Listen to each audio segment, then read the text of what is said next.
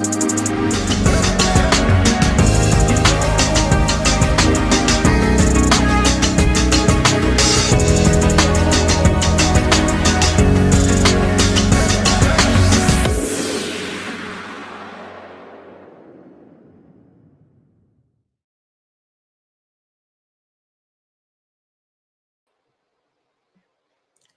what's up and hello? This is the Chris Nicole bringing you my views on life, love, and the world of entertainment through my eyes. Good evening, good afternoon, good morning, depending on what time you are watching this live.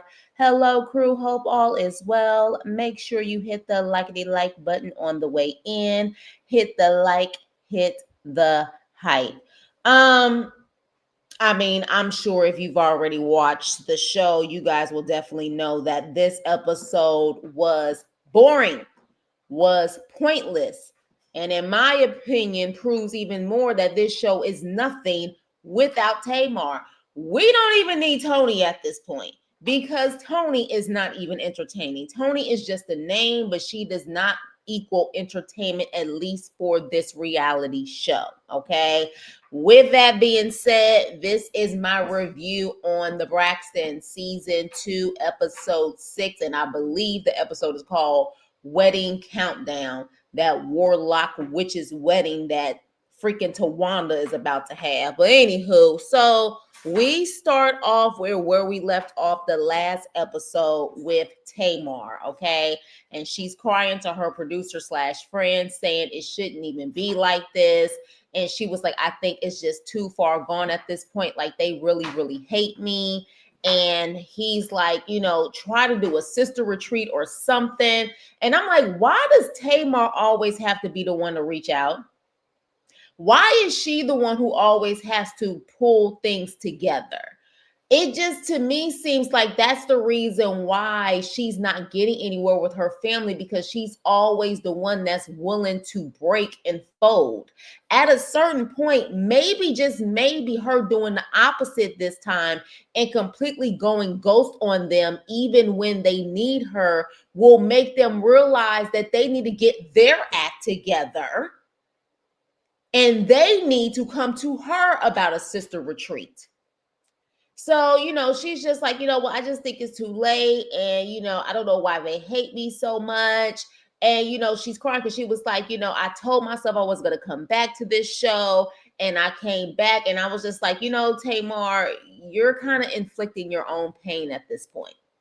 You're inflicting your own pain. And maybe because you've been through so much pain in your life because of the things that you've gone through, especially when you were a child, you don't know any other way. But I'm telling you right now, you need to break that cycle. If every time you end up running back to your family trying to save them and things are not changing, maybe you need to stop trying to save them. And maybe you need to completely go ghost and just leave them the heck alone. So, with that being said, after that scene, we move on to Trina and Tony. And they go to some freaking furniture shop to try to, I guess, decorate her office. And I'm like, why? If anything, look, don't get me wrong, there's nothing wrong with Trina's kitchen, but for her house to be so big, don't y'all think she got a small kitchen for her house to be that big? I don't know. I'm really big on like kitchens. Like, if I'm gonna have a big house, baby, that kitchen better be like a chef style kitchen. But she is, what do I look? I'm up here talking about her freaking kitchen, but this is about the freaking, I'm like, why am I talking about her damn kitchen? This is about her trying to find freaking furniture for, or decorations for her freaking office, child.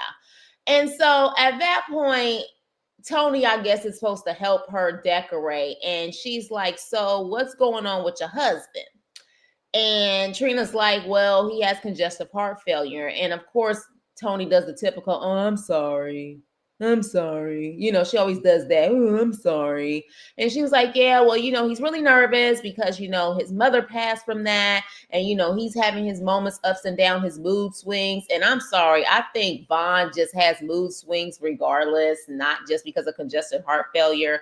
I have attempted to watch her little cooking shows that she has, and they're kind of painful to watch sometimes because Vaughn is interesting. I don't know what to make of it, but he's interesting. But with that being said, she's like, yeah, well, I just try to be there and be understanding for him. And then at that point, Tony's like, so how's everything going with real estate? And she was like, yeah, everything is fine. I'm gonna actually show Faison, an actual house or whatever. But he's like really, really picky. And I also want to make sure my furniture in my office is comfortable, like the seats and stuff. And of course, Tony's like, oh, you mean like Faison? Tony, do you have an issue with big people? Like, does she have like a fat phobia or something? Tony's giving me those vibes. She said that about Tracy, and Tracy wasn't even that big. As far as I see it, Trina is bigger than what Tracy was. Why do you automatically go to Faison and him being comfortable in the seat? What's up with that? I'm a need for you because she seems like the type where maybe she has some type of disorder, which is why she will never, you've never seen Tony be a certain size. Like Tony, even when she had them kids, she just like got super, super slim. She's giving me vibes that she has issues with fat people, but that's just my freaking opinion. But with that being said, at that point, they're talking about her clientele. Look, I'm gonna be honest with y'all. I don't think Faison is her clientele. I don't even think Faison is her friend. I just don't. I think this was just a moment for the actual show to make it seem like she's really getting into her real estate bag. I ain't trying to hear it at all whatsoever. So then at that point, Trina is saying that she likes a funky leaf for her office, and controlling Tony is losing her mind about her talking about this leaf. And she was like, I just need to take off tour and help you decorate because this is ridiculous. No, you need to stop spending money. And let's pretend like at the end of the day, you just need to stop spending money. If you went in there to actually help your sister decorate, she don't need to decorate that freaking office. She just started. If that's really her office, let her build her way up. And when her couple of commission checks come in, she can decorate her own office. But anyways, moving on to this earthworm and freaking whatever the hell he is. I'm going to call him Timu for short. They have this very boring scene about her flying some toy helicopter, and apparently he is some type of master pilot for some helicopter company. Is that how he makes his money, or is this for fun? Like, help me understand why we need to know that he's this master pilot for a helicopter company. How is that bringing in revenue? Does he own the company? Help me understand, where is the revenue coming from for y'all to take care of y'all family? So at that point, after they do this boring scene with her flying this freaking helicopter, she's like, we need to find my mommy a date for the wedding. So then that way, she can have someone to talk to during the wedding. In other words, I need to have my mother, who's very critical and very picky, to have someone that's going to entertain her so she can stay out of my way. And it needs to be all about me. So at that point, he says, yeah, I got the perfect guy. I think he said his name is Larry or something. And so at that point, she calls her mom and she's like, Mommy, we're going to have a date for you. Sean got you a date for the wedding. And then all of a sudden you hear this pause or whatever the case may be. And then next thing you know, she does her typical, look at God, look at God. And I'm just like, okay. I'm sorry. Evelyn gives me vibes like Tina Knowles gives me vibes that they're very critical, very picky, very judgmental. So good luck to that guy going on the wedding date with her. Yeah, like, cause she just seems like the type that she would complain about everything, like absolutely every freaking thing. So she's like happy, I guess, that they have some type of date and they're actually gonna meet before they have the wedding. All right. So then we have Trina in her small kitchen. Yeah, I'm gonna talk about that small kitchen, child, and how she is cooking and trying to make something that's very healthy, but still, can entice him to love the food, I suppose. And so at that point, she's like, look, you went into the doctor by yourself and you didn't want me to come in there. What's up with that? Like, what's up? And so he was like, because I didn't want you in there. She was like, how you not going to want me in there? And he's like, well, you really want to know? You really want to know what I asked the doctor, what I spoke to the doctor about? She's like, yeah, I really want to know. Tell me what the hell y'all was talking about. And he was like, I asked the doctor if I was going to go to the upper room. if I was going to, go to the big D, if I was going to go. And so she said, well, then what did the doctor say? He said, well, it may be happening in a couple years or whatever case may be, or may not. It just really depends. In other words, it's based off of him, how he takes care of himself, how he eats, how he exercises. And so at that point, she was like, I'm so sick of you and this whole man thing where, you just feel like everything is on you. And he was like, well, it's not your responsibility. It's my responsibility. And I don't like men also who do that. I don't understand men who truly feel like they want to keep their health situation a secret, especially when you have a better half. Like, I don't think they really understand, or sometimes they don't care that if something happens to them, that it falls on the wife, the kids, and all of that stuff, and how that's very painful for them to see what's going on with you. So the fact that he was like, well, it ain't your responsibility, it's mine. She was like, the heck it ain't. It is my responsibility, and I need to know what's going on, because how am I supposed to take care of you if I don't know what's going on? And I agree with her on that. That's one thing I do agree with her on, is that he needs to understand it's not just about him. Yes, it's his health. And yes, he has to be the biggest contribution. Like, he has to be the main one who wants to do it. He has to be the main one who wants to eat right and get healthy. But at the same time, she also is the one who cooks for him. She's also the one who's going to make sure that he's taking his medicine and things like that. So yeah, I totally agree with her when it came to that. So with that being said, though, Vaughn seems to be very stubborn and sometimes very dismissive. So that'll be quite interesting to see how that goes. But with that being said, moving on. So we have Tony with Denim. Isn't Denim? That's the one that's in the room. Denim. He's getting ready for Tawanda's wedding. He needs to wear brown or whatever the case may be. And this actual stylist is trying to get him in everything but brown.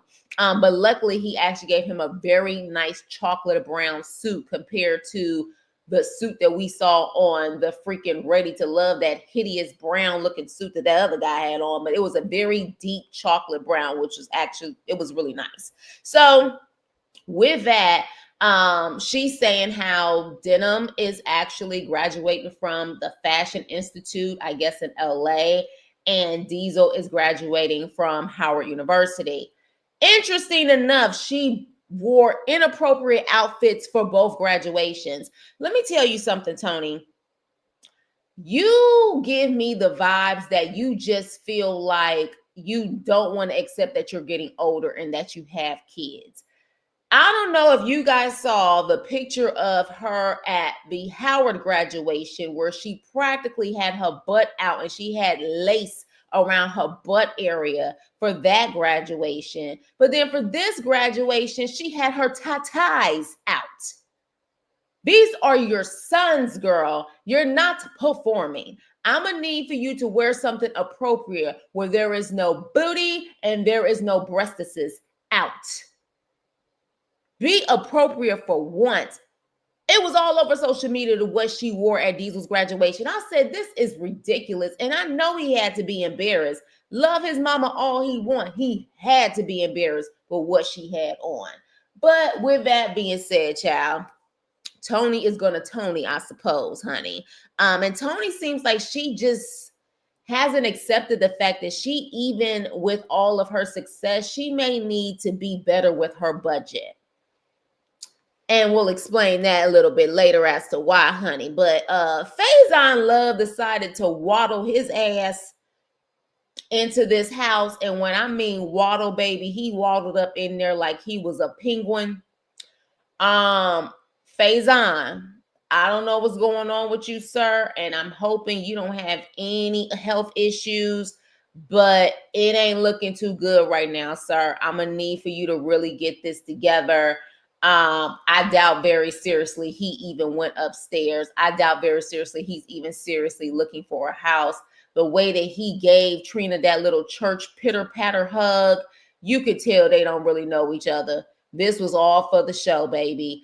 And when was the last time Faison Love actually worked? Didn't Kat tell us while he was talking mess, he don't have not one freaking comedy special on any place at all, including freaking Tubi.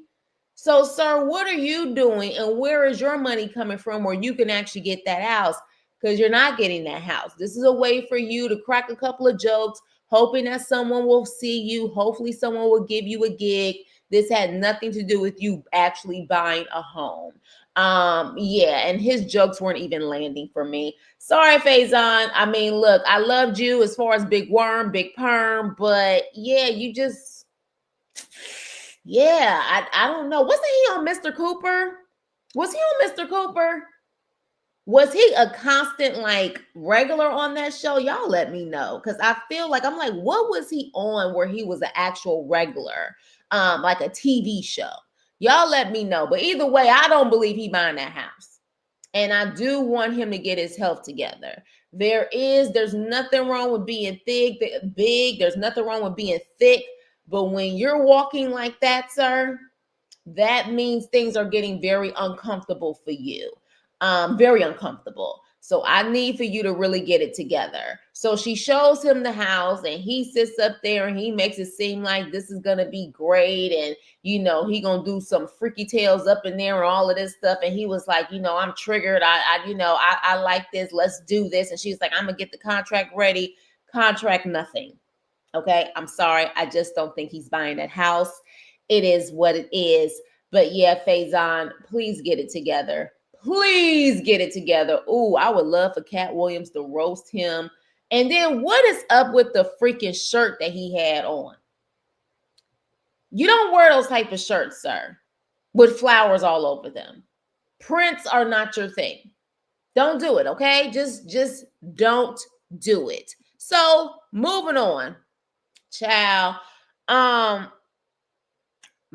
E either is doing some heavy Botox, heavy makeup or something, but I'm going to go for Botox, or I'm going to go for a facelift. I'm going to just go for that assumption because, baby, she can't really move her face. Have y'all noticed that? She don't really move her face anymore. Like, it's almost like you see her mouth like moving, but like nothing else moves on her face. Nothing else moves on Mama E's face. So I was like, is it Botox? Is it a facelift?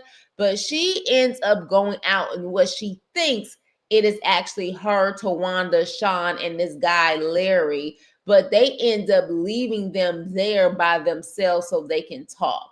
Awkward scene. Awkward scene. But one thing about Tawanda, I mean, she calls out her mama to the T, because as far as I see, she just like her mama, critical and judgmental. She's like, well, she hasn't criticized him or anything yet, so everything must be good. Y'all make sure y'all hit the like button on the way in. Hit the like button for your girl, please. Hit the like and hit the hype. Thank you. So yeah, so she pretty much is talking to him and she claims they're having great conversation. And she was like, so did you get an invite to the wedding? He's like, no, I ain't getting no invite to the wedding. So then at that point, she was like, well, how about you come with me? I'll invite you to the wedding. And he act like he was about to choke. And she was like, you about to choke because of that? But he claims he would be honored. He would be honored to go to the actual wedding with her. Look, y'all also want my opinion on this? I wouldn't be shocked if Larry is an actor. I wouldn't be shocked that Sean don't know no Larry at all whatsoever, and that this was an acting role for this man and he is acting a part. I put nothing past this production at this point. But with that being said, what I will say is Mama E, she does look great. She looks snatched, and that includes her face. Y'all let me know. Y'all think it's Botox or a facelift? Because, baby, I'm just like, there's not one wrinkle on her face. There's not like, and her face is barely moving. Something happened to that lady's face. That's all I'm going to say about that. Now, Tamar's baby hairs are really bothering me. I meant to say that before. The hair is laid. Like the actual like hair itself, like the wig or the weave, whatever she has, it's laid. it's the baby hairs that are bothering me, which is making me wonder, without those baby hairs, that it does it look like she doesn't have any edges, or what's up with that? But I would love that hair if it wasn't for the baby hair, which is why I guess I love the bang so much in her confessional, because it removes the baby hair. The baby hair is kind of it's too much at this point. But she sits down with the lady who I guess is her friend, her therapist. I don't know what she is to her. And she's like, I've never been disinvited anywhere in my life, because, of course, they're talking about how Tawana disinvited her to the wedding. But I was like, Tamar, I thought you said you weren't going anyways because it was so close to your birthday. So again, is this all about you just being hurt because you just want your sister's acceptance so much? Because as far as I see it, you was like, well, it's my birthday weekend, or it's close to my birthday, so I'm not going. So as far as I see it, I thought you would have been relieved. But again, Tamar wants love from her sister so badly. So then at that point, she's like, well, what about like a sister retreat or something like that? And I'm like, for what? For what, Tamar? Tamar chalked it up to saying because she's a Pisces, she is still going to try and try and try again. And if they're willing to come, she is going to be there. And the friend or the therapist is like, that's absolutely great. And the fact that you are willing to be the one to consider this sister retreat is even better. Tamar, no. How many years have you gone through this? Now, let Tamar tell her they were super close when they were younger. They were super close when they were younger adults. And now it has just gone downhill. Newsflash, girl, that's what happens with success and fame, okay? You will start seeing people's true colors when someone gets more ahead than the other. The reason why y'all was so close when y'all was younger, because y'all was all broke, living in that house and struggling together. The reason why y'all sat up there and was close when y'all were young adults, because it was just Tony being famous and the rest of y'all sitting up there trying to just jump on Tony's name as much as you can to try to get notoriety, or you was trying to get on the fame train. Now, by the time y'all got older and this show came about, you have Vince, who had money, who has definitely had the means to take care of you, and you became the breakout star of the Braxtons for this show. So yes, when success happens, you start seeing people's true colors. So she's like, yeah, well, I'll try. And I'm like, okay, you're inflicting your own pain. You can't keep doing the same thing and get different results. You can't. You keep doing the same thing. You keep saying you're done, and then you end up coming back. This shows even more, because I believe Tamar said before she has been in DV situations before. We know she's been in SA situations before. She tends to gravitate towards people or stay with people who hurt her, because clearly she probably had to deal with that growing up too. Family members essaying her and everything else, but yet she still had to be around them, was probably still told she still has to love them, accept them, or whatever the case may be. She's pretty much been taught to accept pain, to accept that type of nonsense, and to deal with it, and pretty much hide how she feels and hide her healing to help others and be there for others. I'll be damned. Absolutely not. Not doing it. Stop trying. I almost guarantee if you do something totally different, which is back the hell up to Wanda call you in need, don't answer. Especially because we know it's going to be a financial need with her. If you truly back up and do something totally different, because they already know they can treat you like crap, and you're going to end up coming back anyways, because you want that acceptance so badly. For example, I went down a rabbit hole on the Ayanna Van Zant when they were on her show. And I think I talked about this before, how Tony was saying, I wish Tamar would express herself differently. And Ayanna was like, okay, is this who she is, or is this an act? And Tony said, no, Tamar's been like that since birth. And Ayanna said, okay, so essentially what you're saying is how she is and who she is as a person is bad for you or wrong for you, that you need to pretty much change who you are so then I can feel comfortable. And so Tony, hearing that, was like, yeah, I guess I'm pretty much telling you to change who you are. And she was like, I'm sorry, Tamar.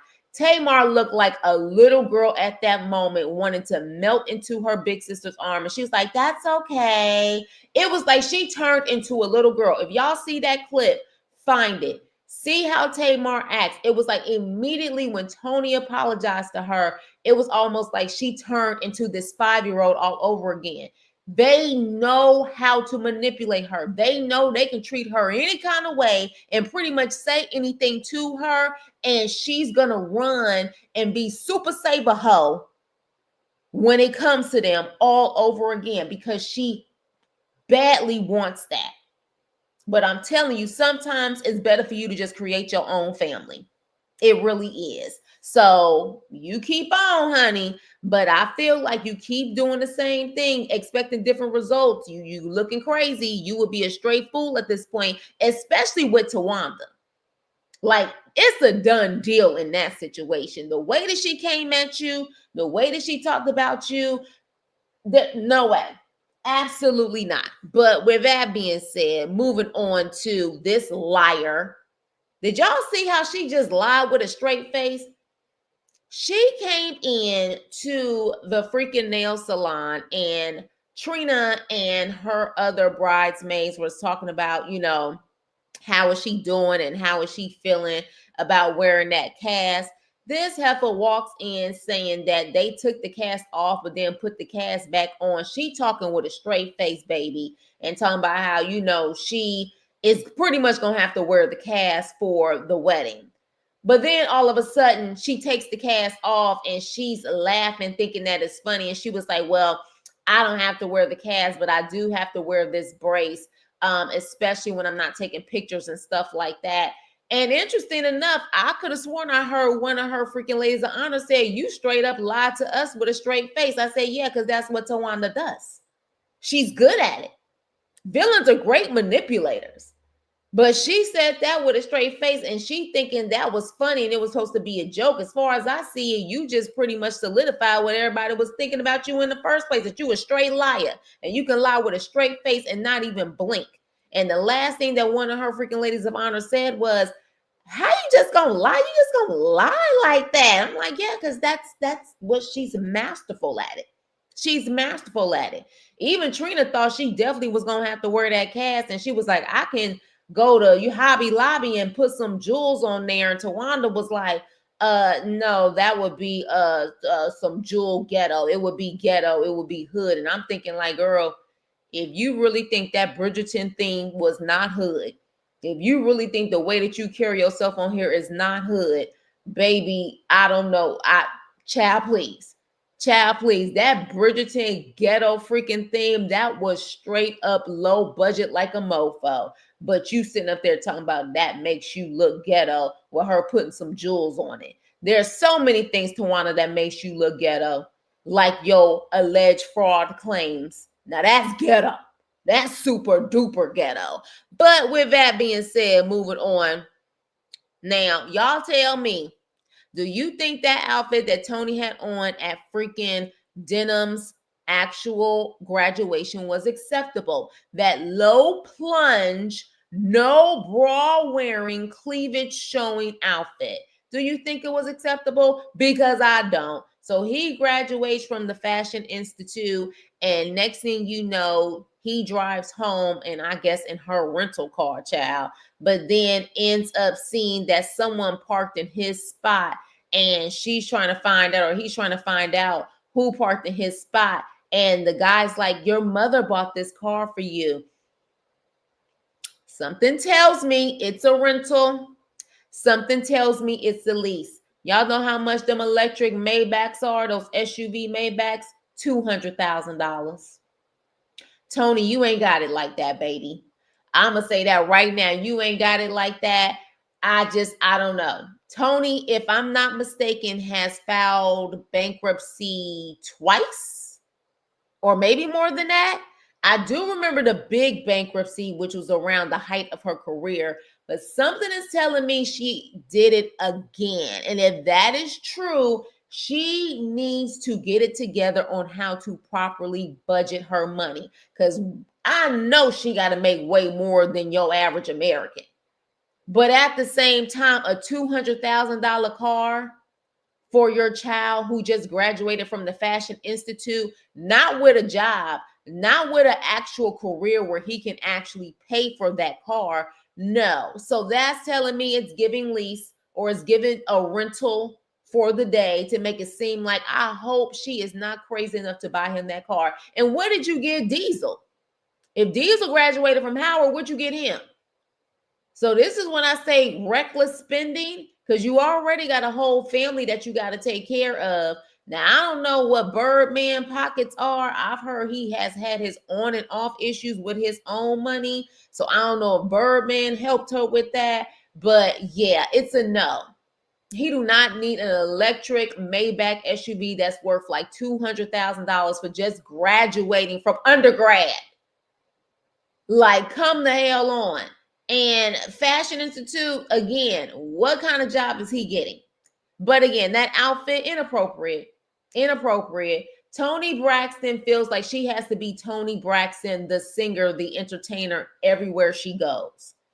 To me, that's what it's giving with the outfits that she's wearing. She's not mommy at that time. She's still Toni Braxton, the singer. And I'm going to need for her to let it go and wear something appropriate for her boys.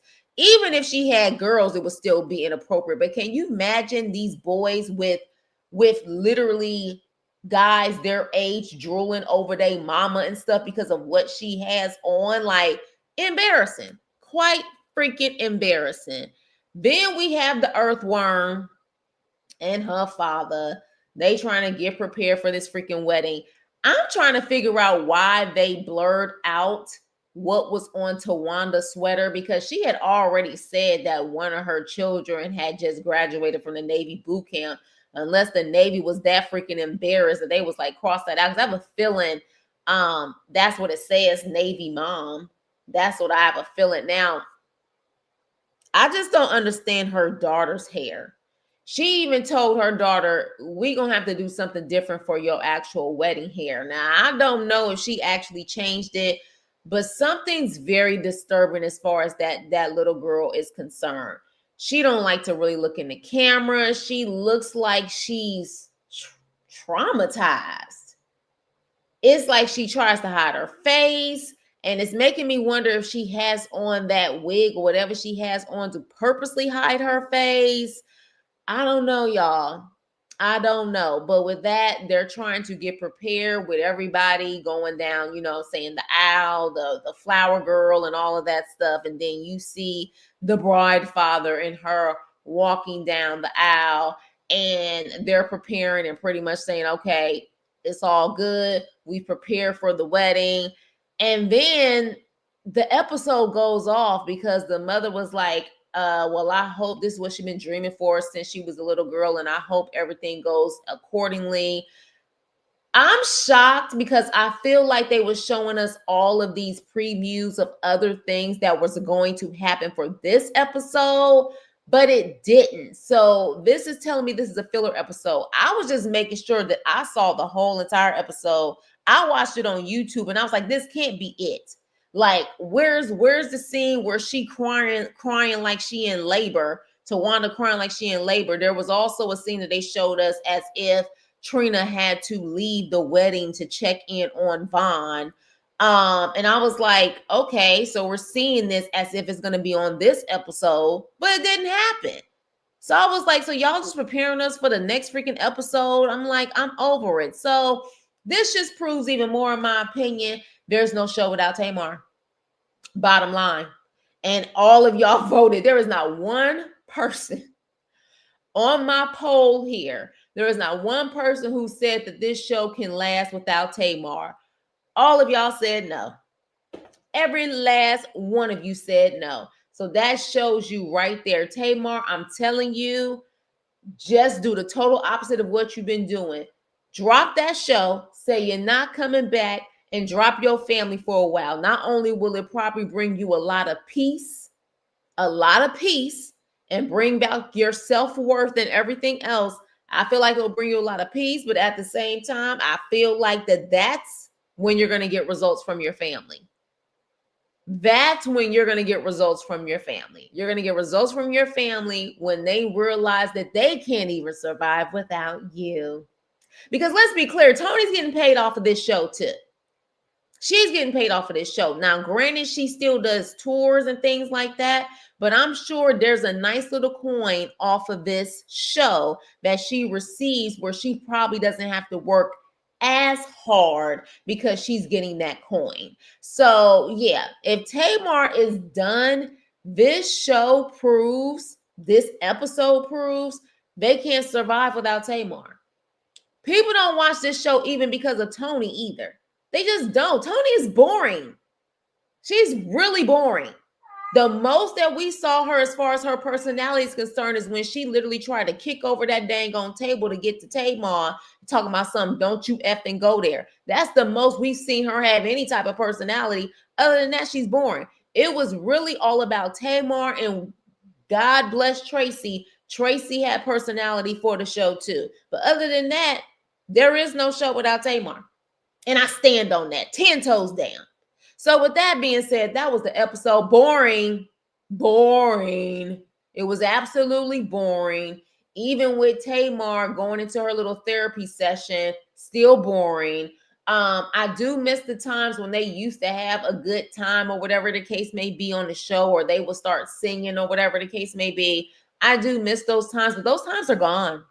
They're gone.